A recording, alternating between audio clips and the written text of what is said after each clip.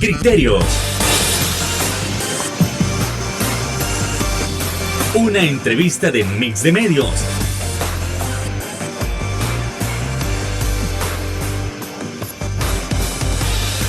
Que aborda frontalmente los problemas de El Salvador con los verdaderos protagonistas y plantea soluciones.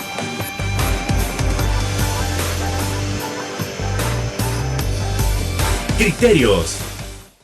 ¿Qué tal? Muy buenas noches. ¿Qué tal? Qué gusto que nos acompañe en una nueva emisión aquí en su programa Criterios. Y como siempre es viernes de análisis político, desde luego para analizar esos criterios tan importantes que nos competen a nivel nacional e internacional.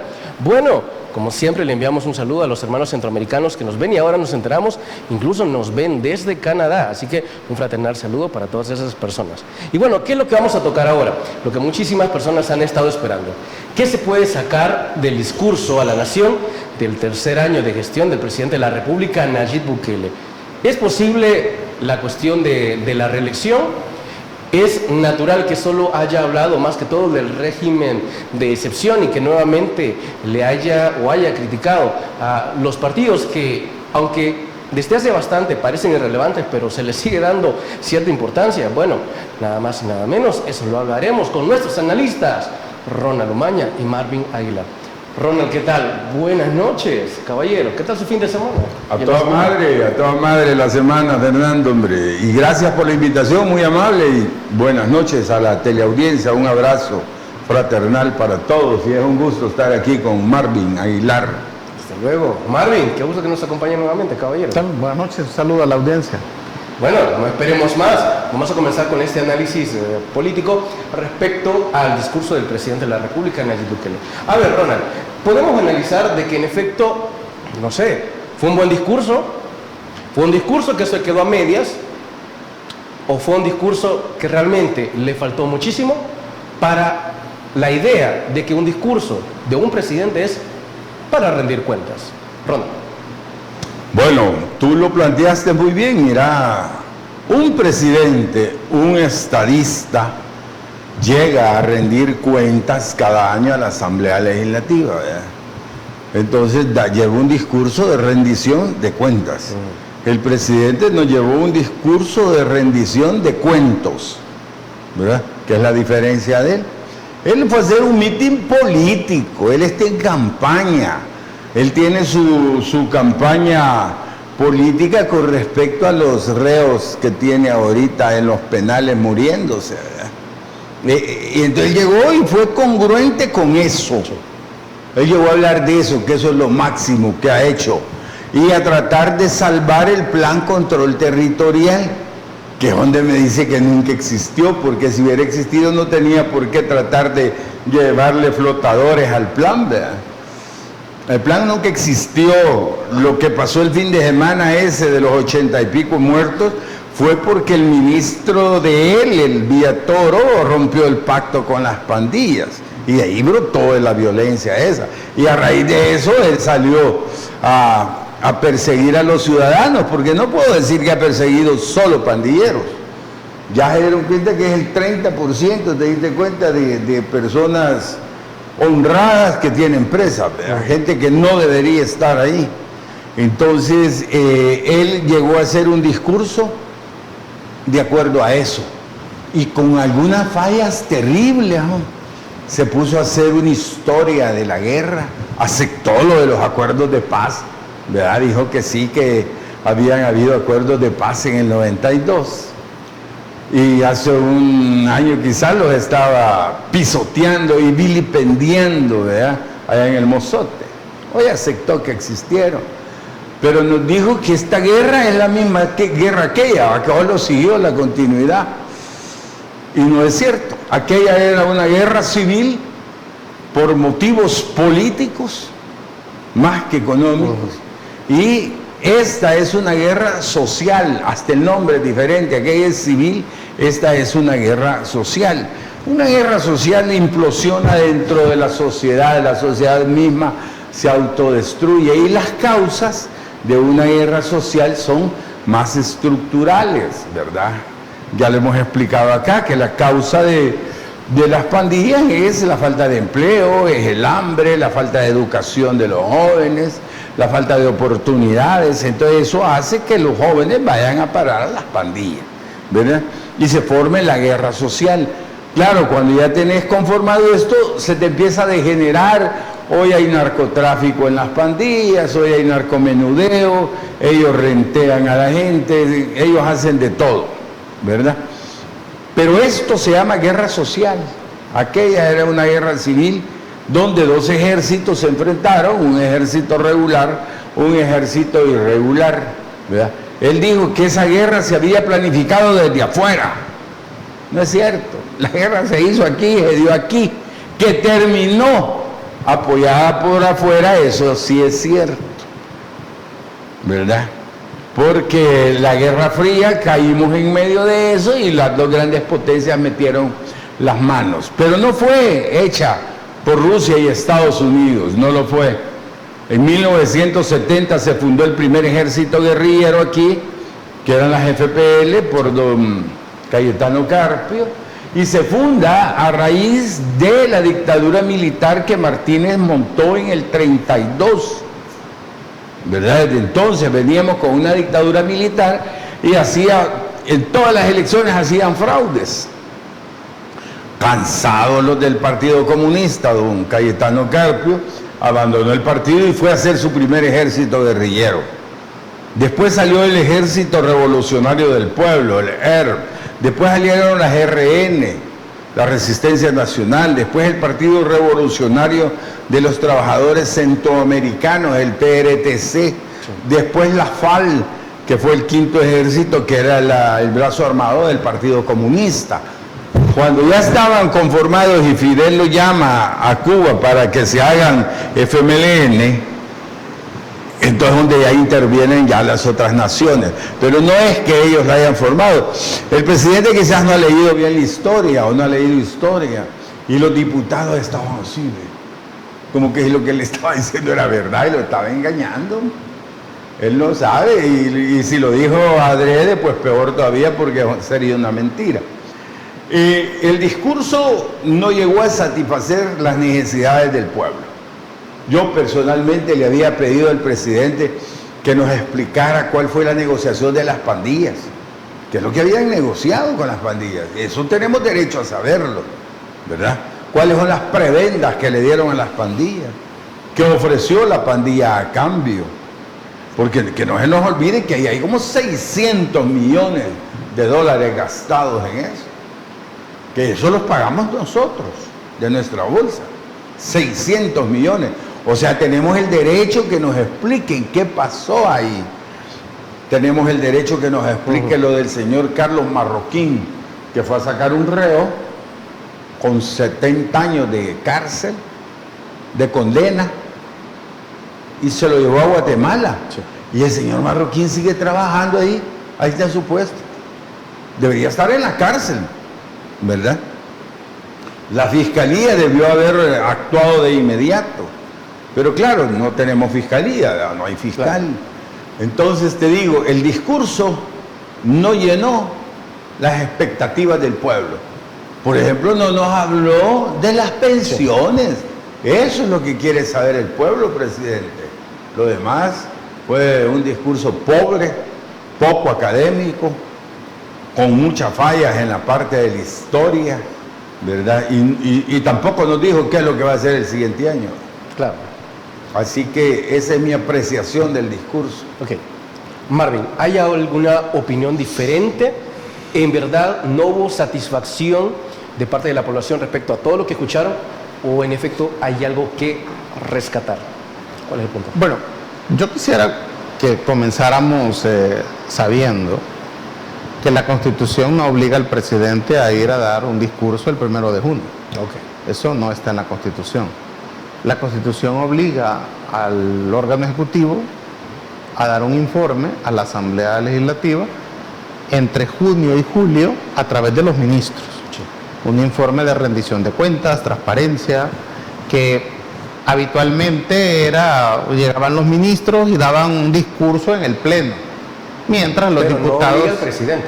Es decir, vamos a ver, Que el presidente vaya el 1 de junio y haga toda la parafernalia de entrar, discurso, sesión solemne, eso es una tradición política. Es mera cultura política, pero una tradición política. Okay. Pero el presidente no está obligado a ir a hacer eso. Sí. Está obligado a dar un informe a través de sus ministros. Vea, que puede ser habitualmente en el Pleno, y lo que se ha estilado a partir del año pasado es que se da en las comisiones. Incluso no está escrito que debe de ser en el Pleno, pues que los ministros tienen que dar un discurso largo ahí, ¿verdad?, de todo el año, de lo que han hecho, lo que no han hecho, etcétera. Pero sí lo que han hecho es cambiarlo, y ahí a partir de la otra semana los ministros van a comenzar a llegar a las comisiones de la Asamblea Legislativa a dar un informe. Ahí va a haber diputados de la oposición en esas comisiones, podrán preguntarle, podrán tomar nota de lo que no se ha hecho o lo que sí se ha hecho. Como es en las comisiones, hay periodistas viendo, ¿verdad?, detrás de la sala de reuniones de las comisiones, donde podrán ver y comprobar entre lo que está publicado en los portales de transparencia de los ministerios y lo que están diciendo los ministros en su, digamos, ¿verdad?, en su informe. Por lo tanto, lo que el presidente haya dicho o no haya dicho es irrelevante en ese discurso. Él efectivamente lo puede usar como una plataforma política para decir lo que él quiera decir ahí, que fue lo que hizo el presidente Bukele el miércoles. Decir y lucir lo que incluso las encuestas demuestran que es su brazo fuerte, que es el tema de seguridad.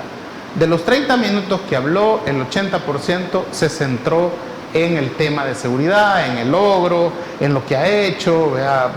El otro 20% fue político, habló de temas de política exterior, ¿vea?, su posición en eso, y volvió a tocar los grandes proyectos que él ha prometido y que, pues bueno, pues estamos a la espera que se comience esa construcción o que se termine. ¿Vea? Entonces, ¿pudo haber hablado de las pensiones? Pudo, pero tampoco pudo. ¿Vea? Entonces yo creería que primero partamos de la idea de que no es obligación del presidente hacer ese discurso.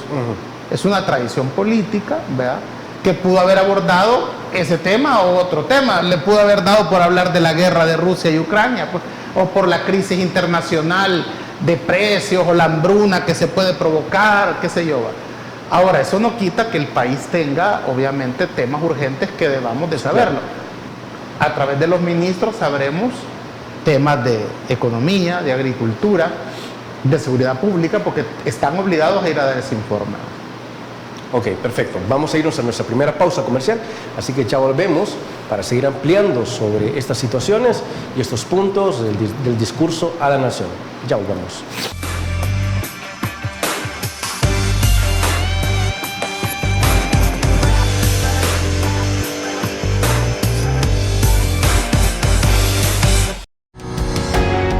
Samvar, una empresa que cree en la sostenibilidad ecológica y en la cultura de productos biodegradables en El Salvador, decididos a proveer las mejores soluciones en limpieza, porque cuidar el medio ambiente es tarea de todos.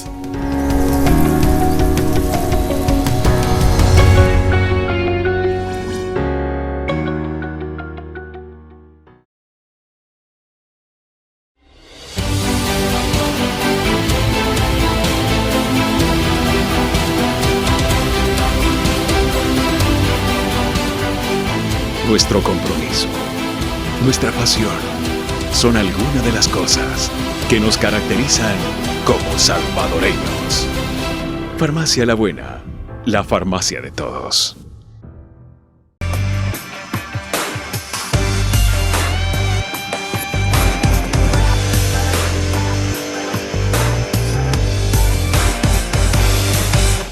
Y continuando con el análisis del discurso del presidente Nayib Bukele, ahora nos preguntamos, así como hay quienes mencionan que hay grandes logros, como en el caso de la salud, del combate a la pandemia, hay otros que mencionan que a lo mejor el más grande logro se dio en el último par de meses con el régimen de excepción, dado que parte del discurso se trató específicamente sobre eso.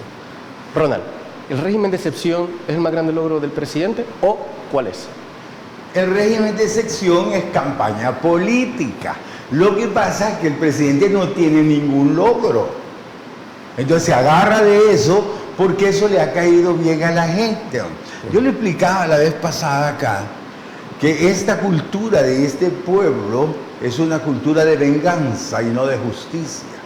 Y hoy la gente anda emocionada porque agarraron 35.000 de los malos. Bueno, hay unos 10.000 que no son malos, que no deberían de haberlos agarrado, los otros sí. Pero en esa cultura de venganza, qué bueno que se los llevaron. Hayan asesinado como 20 y pico, 25, ¿verdad?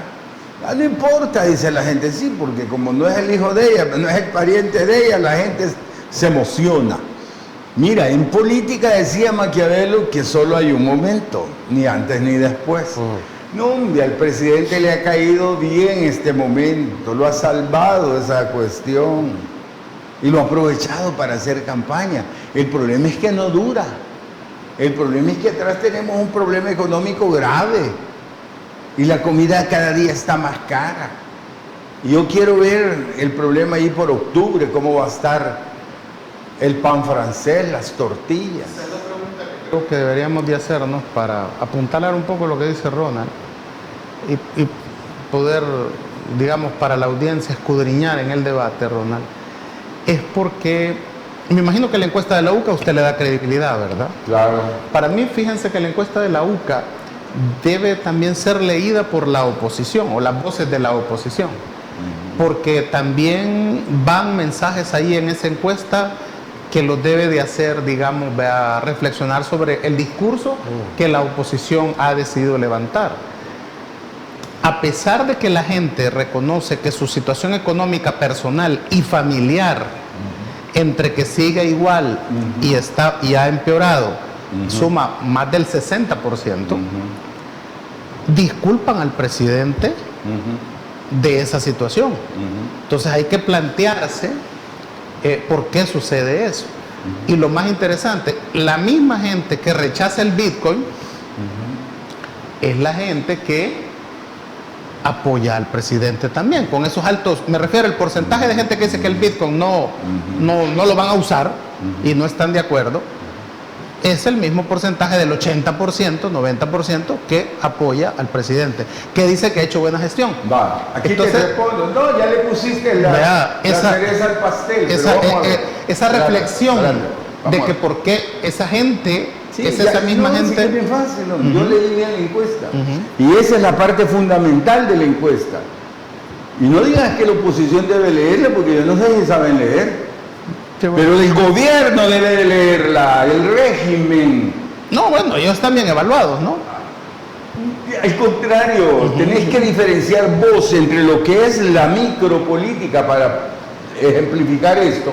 Cuando tú decís que el 60% dice que económicamente estamos mal y te das cuenta que ha subido el porcentaje del año pasado para acá, y así como ese, todos los porcentajes subieron, pero la gente todavía le aplaude al presidente. Esa es la campaña. Es decir, no lo culpan. Esa es la campaña política que le beneficia al presidente. ¿Por qué crees que sigue la cacería humana que tiene en este país? Porque está teniendo réditos.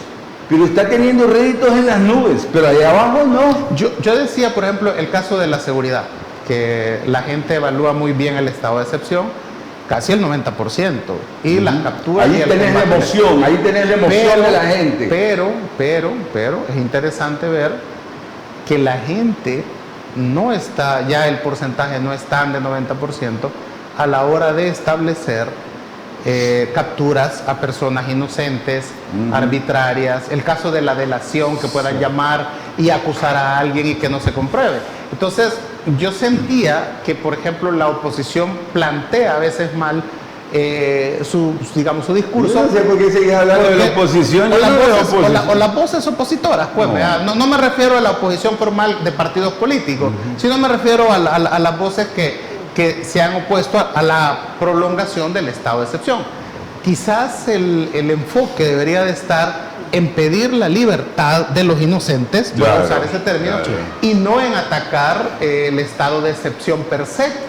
porque la gente entiende que el estado de excepción es de alguna manera necesario porque somos una sociedad bastante agresiva, violenta.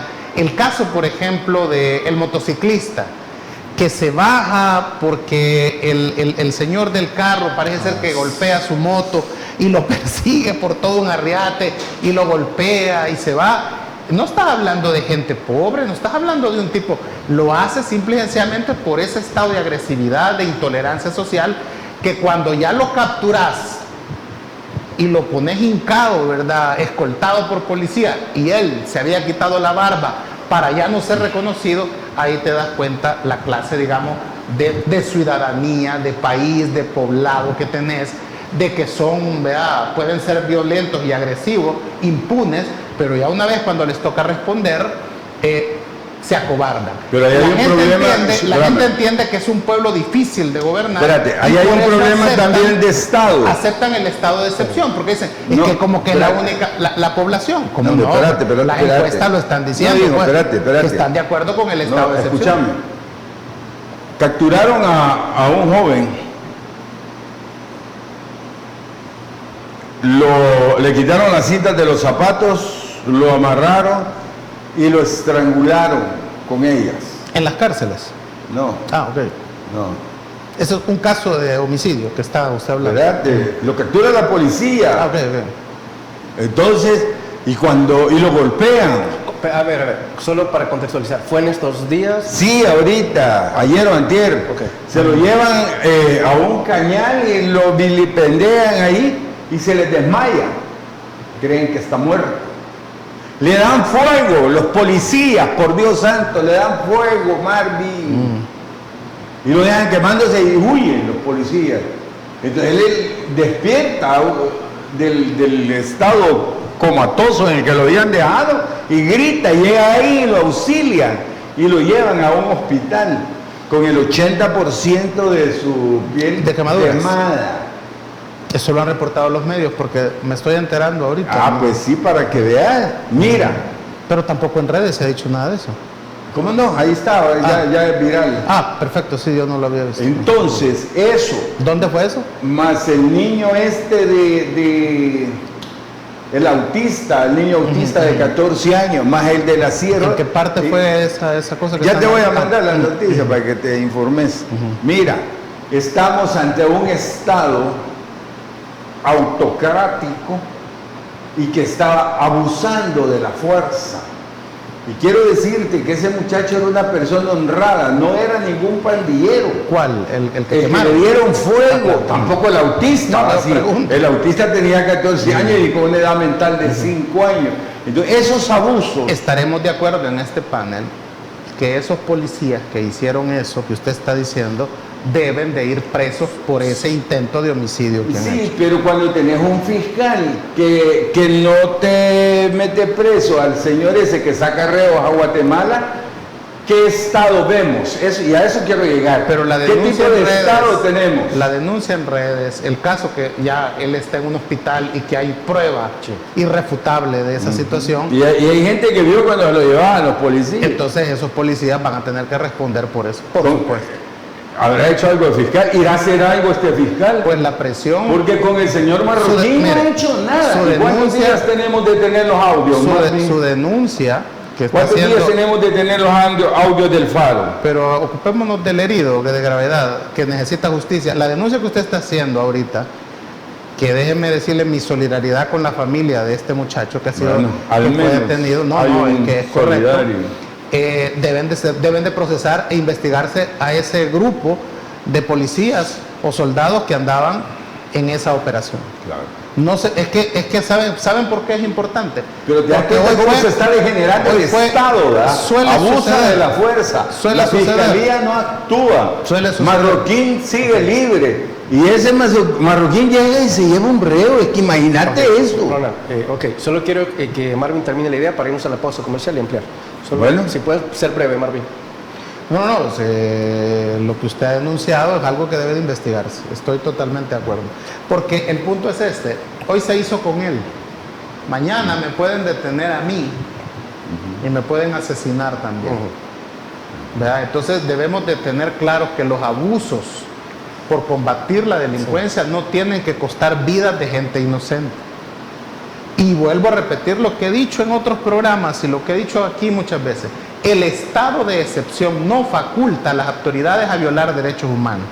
Y van a tener que responder tarde o temprano las autoridades por las violaciones a los derechos humanos que cometan contra gente inocente, como pasó en el conflicto armado. Ejemplo, el caso del Mozote.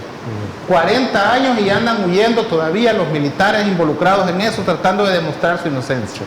33 años con la masacre de la UCA y ahí andan de cobardes que ni pueden salir del país porque no tienen el valor de enfrentar la decisión que tomaron en 1989 de matar gente que no tenía nada que ver en la guerra civil. Entonces, eso los va a perseguir a todos. Y eso es lo que debe de tratarse de evitar con el estado de excepción. Esas cosas que son, digamos, las que la gente en las encuestas está diciendo que no es correcto, puede ir revirtiendo ese resultado favorable que la gente tenga con el estado de excepción. Ok, perfecto. Entonces nos vamos a ir a nuestra siguiente pausa comercial y al volver, damas y caballeros, reelección. No nos cambien, ya volvemos.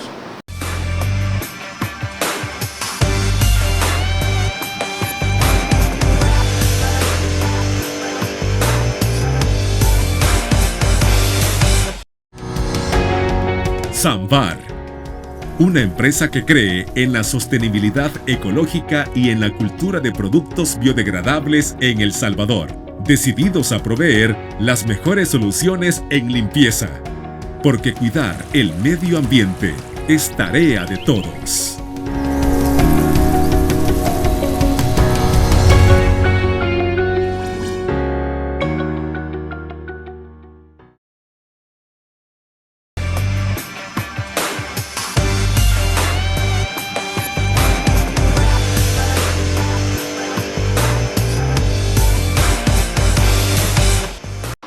Gracias por continuar con nosotros y así como decíamos en el bloque pasado, en esta ocasión vamos a tocar ese tema tan polémico como es la reelección. Ya este 28 de mayo hubo una concentración en la Plaza Morazán donde se pedía la reelección del presidente Nayib Bukele. Posteriormente, el 1 de junio, durante el discurso presidencial, una multitud clamaba reelección, reelección, reelección. A su vez, otras personalidades también apoyan y justifican que hay criterios jurídicos para hacerlo. Ronald Umaña, ¿qué opina respecto a la reelección? Bueno, mira, la reelección es prohibida, es inconstitucional, es ilegal a tal grado que la Constitución obliga al pueblo a insurreccionarse. No se nos olvide que entre el pueblo está la Fuerza Armada y la policía, ¿verdad? Entonces eso no debería de ser. El que lo haga en el caso si el presidente quisiera, porque hasta hoy no ha hecho nada, si algún día quiere hacerlo, pues caería ya en una dictadura, ¿verdad? Que es la parte, la grada que le falta para la dictadura. Hasta ahorita es un autócrata. El presidente no debe de engañarse. El día del discurso en la asamblea llevó barra pagada. Los troles que lo pasan allí adulando, igual que los youtubers, pues sí, también son pagados, ¿verdad? Entonces, un político debe estar en la realidad, no debe estarse autoengañando como es el caso este. No creo que deba. No creo. Obviamente quien le ordenó a la Sala de lo Constitucional de hacer ese mamarracho que hicieron fue él, ¿verdad? Porque las aspiraciones, obvio que las tiene, pero no creo que deba hacerlo realmente, ¿verdad? Además, no sé si la popularidad le va a alcanzar estos 2 años todavía, ¿verdad? Porque hasta ahorita es una popularidad de pura fantasía. Sí, claro. Ok. Marvin, constitucionalmente se sabe que casi está tipificado como un delito llamar a la reelección. Claro, ya suficientes, ya miles de personas hay pidiendo que esto suceda. ¿Qué tan delicado es hablar sobre una reelección pronta o dejar pasar un periodo para ello? Bueno, lo que sucede es que hay diferentes tipos de reelección y sería bueno que definiéramos si estamos en contra de la reelección en general o estamos en contra de la reelección inmediata, estamos en contra de la reelección que aparentemente permite la Constitución, que dice que hay que esperar un periodo, o la sentencia de la Sala de lo Constitucional, la llamada Sala de los Magníficos, que emitió una sentencia que establecía un periodo de 10 años para que un presidente se pudiera reelegir. Entonces hay reelección inmediata, hay reelección indefinida y hay reelección con alternancia de periodos.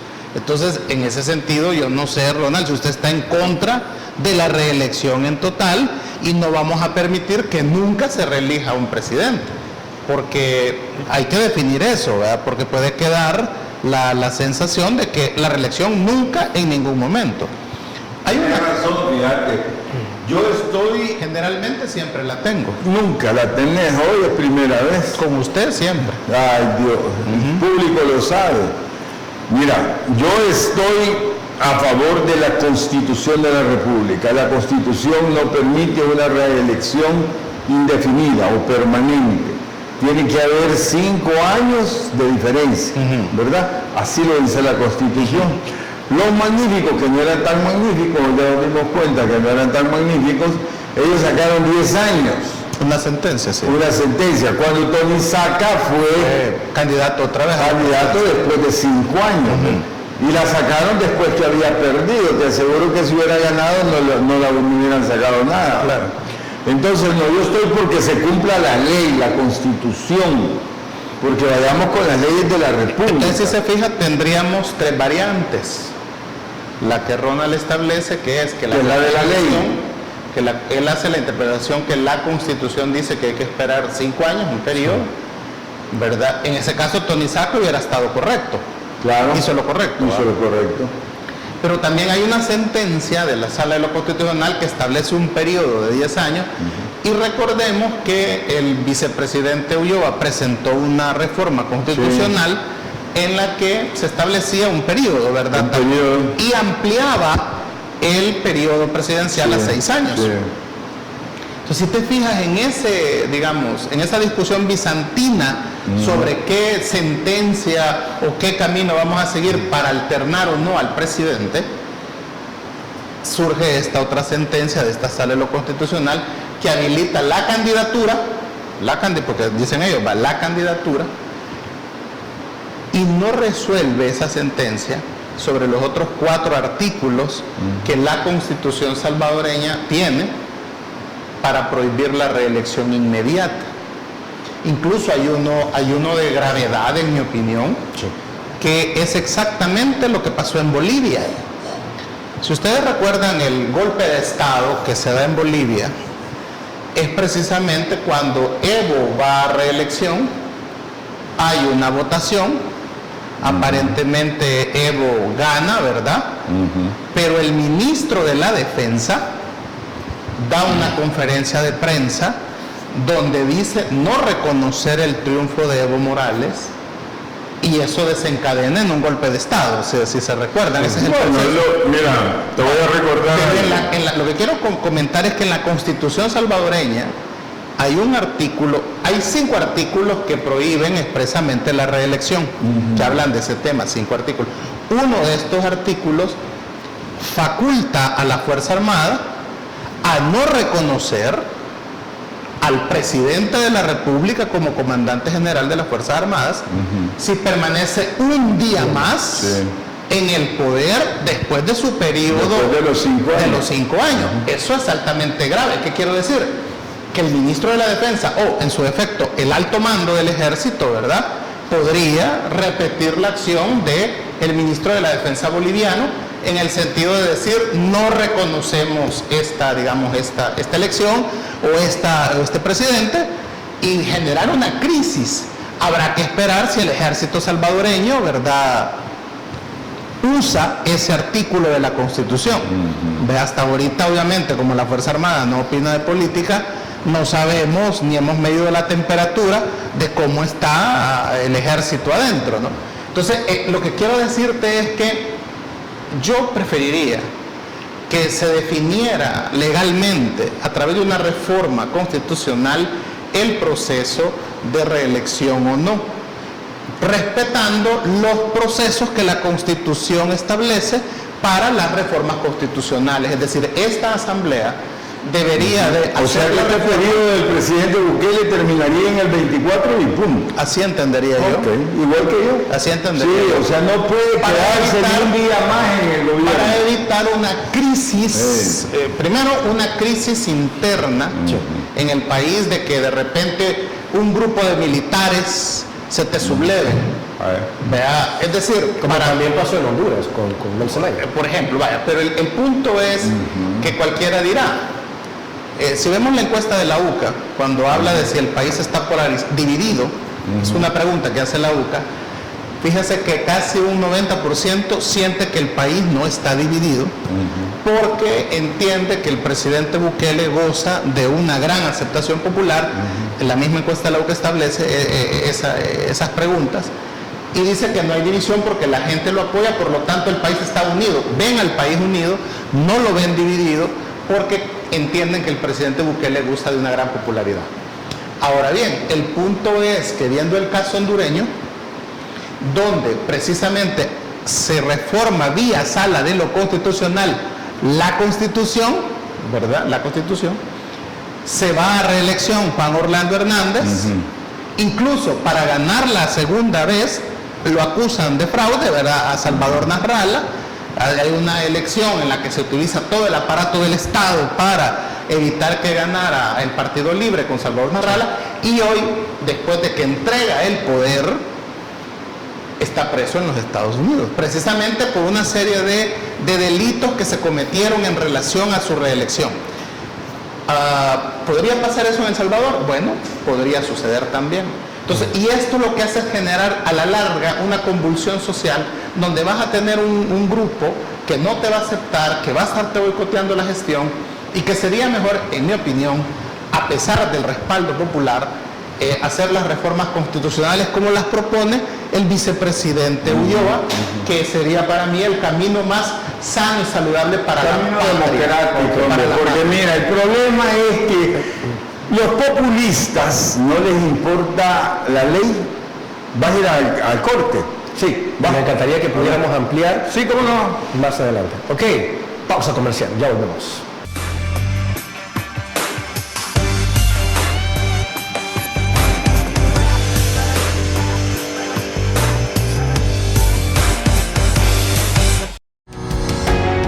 Samvar, una empresa que cree en la sostenibilidad ecológica y en la cultura de productos biodegradables en El Salvador, decididos a proveer las mejores soluciones en limpieza, porque cuidar el medio ambiente es tarea de todos.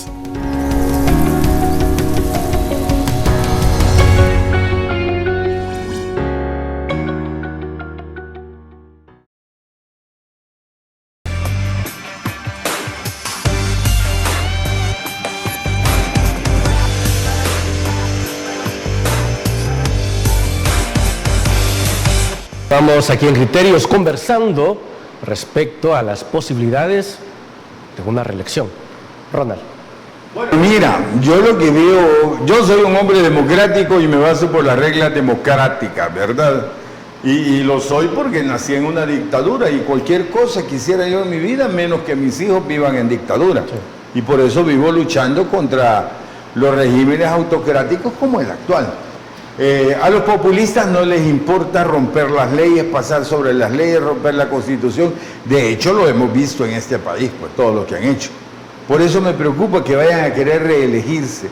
Yo no lo recomiendo. Yo creo que habría que entrar al camino democrático de nuevo. Y entrar al camino democrático es respetar las leyes, ¿verdad? Volvernos un país de leyes. Entrar a lo que es la Constitución. Y si se va a hacer una reforma constitucional, que se haga conforme a la ley, ¿verdad? Eso significa que esas sentencias, como ese mamarracho que mandó a hacer el presidente a los magistrados de la Sala de lo Constitucional, que presentaron que sí puede ir a elección, eso es mentira, eso es ilegal, es inconstitucional. Esos señores que hicieron eso un día van a pagar por eso. Ahora, hay un punto a favor de quienes quieren la reelección inmediata, Ronald, que tenemos que considerar en el debate, de los que quieren la reelección inmediata del presidente Bukele, y que a mí me parece que es un argumento de peso también.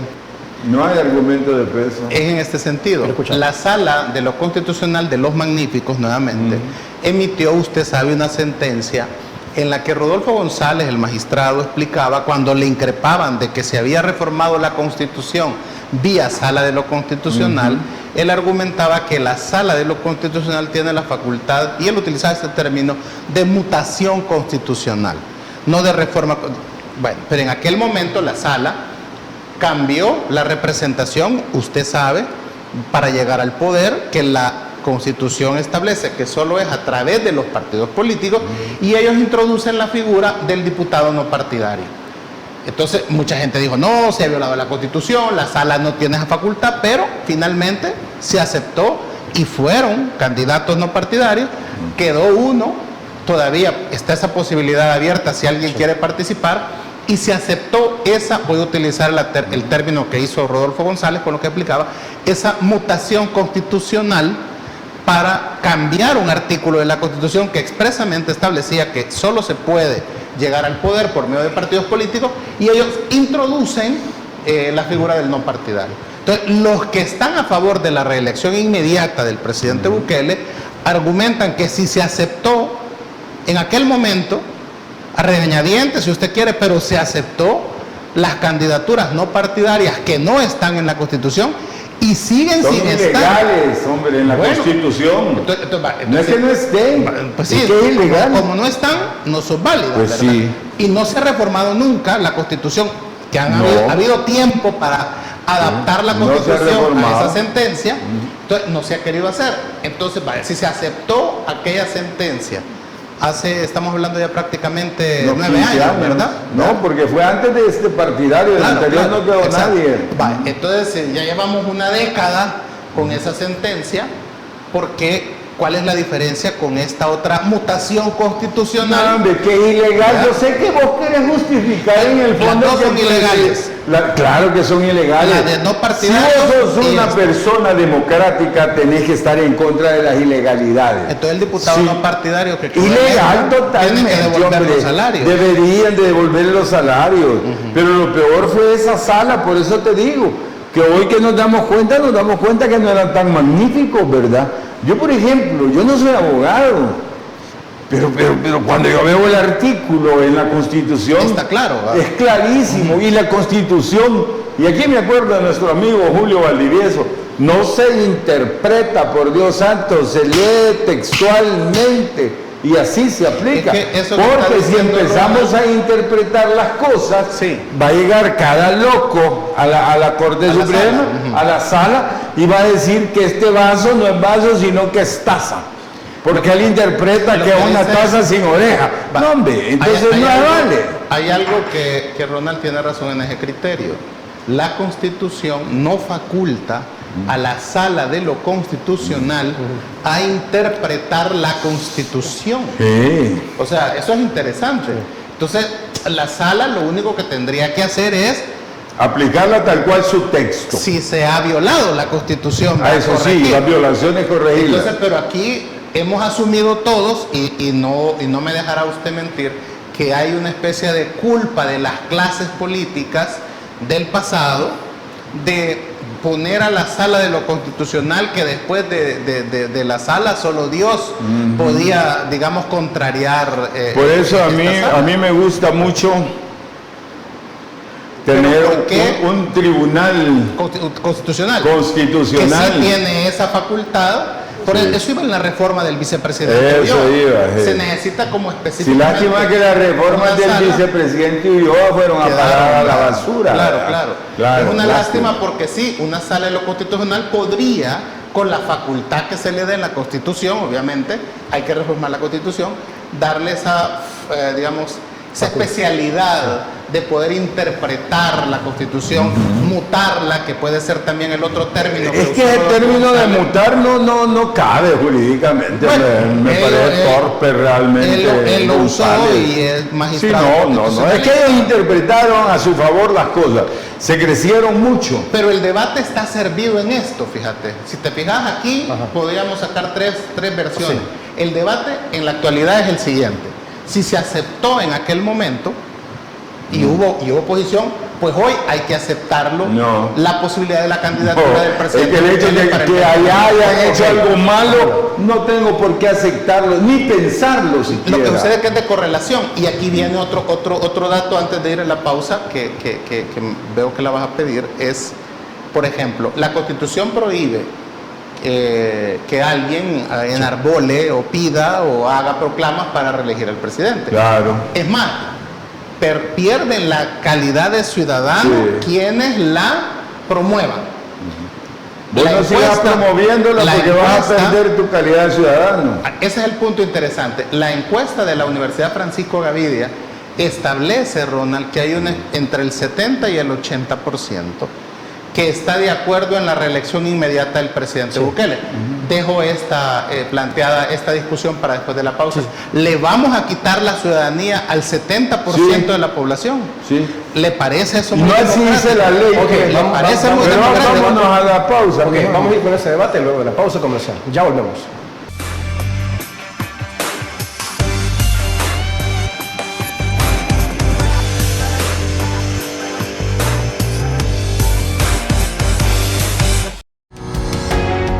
Samvar, una empresa que cree en la sostenibilidad ecológica y en la cultura de productos biodegradables en El Salvador, decididos a proveer las mejores soluciones en limpieza, porque cuidar el medio ambiente es tarea de todos.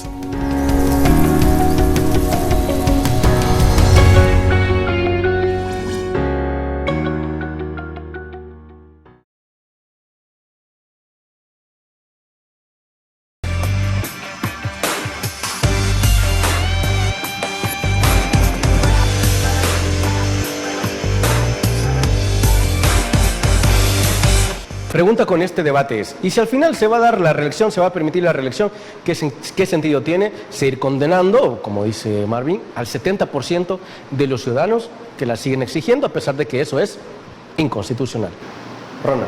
Lo que sucede es que ese 70% de la población no saben que eso es inconstitucional. Ahí estamos hablando del grueso de la población, la mayor cantidad de gente con una educación no adecuada como para saber la Constitución o interpretar la Constitución. Entonces la gente dice sí, sobre todo que están emocionados con la campaña que ha hecho el presidente de meter presos a ese montón de gente. A todos dicen que sí. Pero si tú los agarras uno a uno y le preguntas, mire, si usted apoya la reelección presidencial del presidente Bukele, usted va a dejar de ser ciudadano de acuerdo a la Constitución. Pues te dice que no. No sabemos, porque no se ha hecho esa pregunta. No sabes. Sí, pero vos sos inteligente y sos antropólogo. Entonces, ¿sabés qué es? ¿Sabe qué creo que contestaría la gente? ¿Sabe qué creo que contestaría la gente también? Cambiemos la Constitución. No saben de cambiar Constitución. No, eso ahí está estirando la cuestión a un absurdo, como dijiste, ¿entendés? Pero no es así. Usted sí puede interpretar lo que la gente decir, pero yo no puedo interpretar lo que la gente va a decir. Sí, pero el 70% de la población no.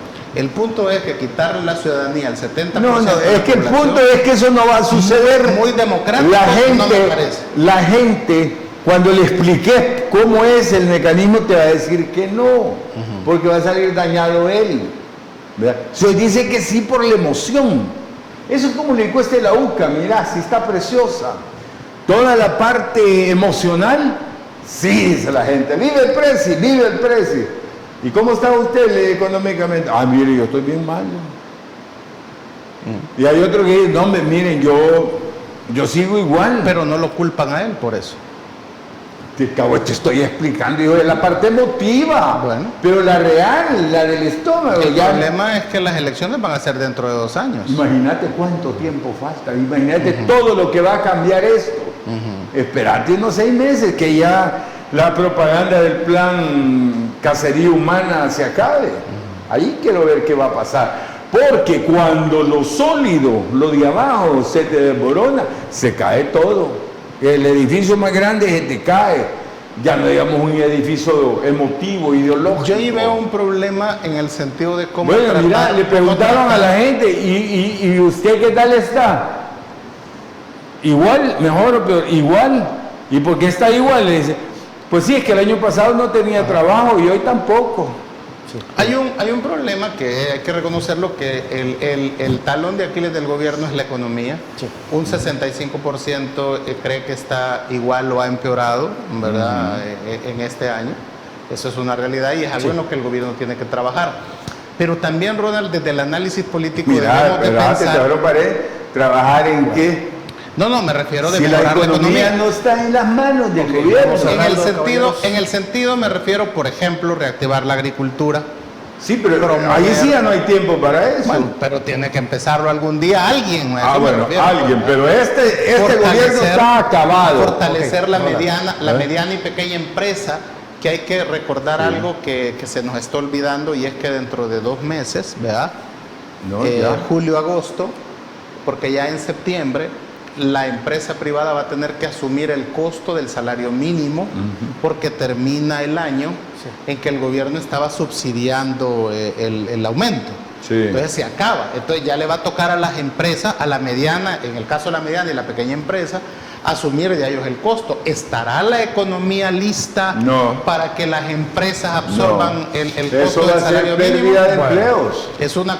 exacto. Sí, es decir, eso va a ser tema, considero, caballero, que en los próximos meses, ¿verdad? Eso va a ser por eso decía que el gobierno tiene que centrarse en la reactivación de la economía. Sí. Este gobierno ya está acabado, ya no puede hacer nada económicamente. Okay, caballeros. La parte económica va a ser tema de otro programa. Menos que se reelija, y entonces faltan 7 años. Ni Dios lo quiera, vos. Bien, lamentablemente, caballeros, se nos ha terminado el tiempo. Ronald, gracias por haberme acompañado. Gracias, Fernando, muy amable por la invitación y buenas noches a la teleaudiencia. Un abrazo fraternal para todos. Un gusto, buenas noches. Gracias. Bueno, y a ustedes, amigos y amigas televidentes, gracias por habernos acompañado una semana más aquí en Criterios. Y recuerde, el más importante, lo tiene usted, que descanse. Criterios. Una entrevista de Mix de Medios.